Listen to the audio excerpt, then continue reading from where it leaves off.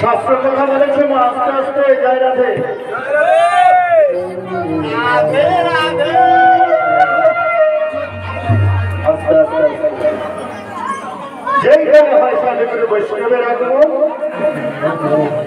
যেখানে হয় হরি নাম সংকীর্তন, সেইখানে হয় মধুর বৃন্দাবন।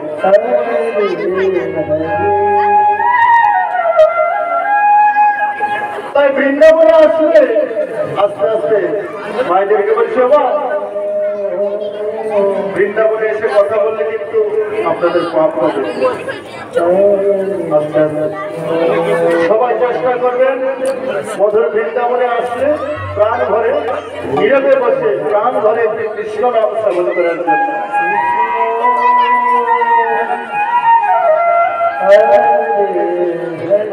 তাই বৃন্দাবনে আসলে মায়েদেরকে মাঝে মাঝে একটু উলুধ্বনি করতে হয়, আর বাবার ভাইরা মাঝে মাঝে একটু জয়ধ্বনি করতে হয়।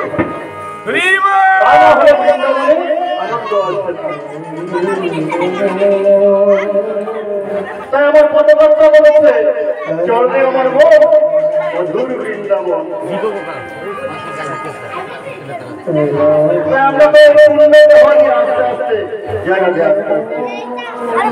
আমরা তো এই পূর্ণতে হয়নি এই মধুর বৃন্দাবনে বসে আছি। তারপরেও বলছে আস্তে আস্তে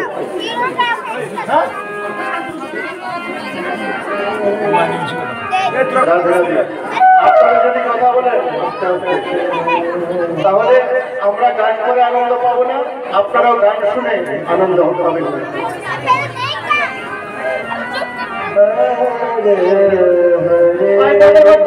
চন্দ্র আমার মন মধুর বৃন্দাবন। এই মনকে নিয়ে যখন মধুর বৃন্দাবনে যাব, তাহলে আমাদের কি করতে হবে? আপনারা সবাই মিলে আপনারা সবাই মিলে আমাদের সঙ্গে একটু হাতে তালি দিয়ে নাম করতে হবে।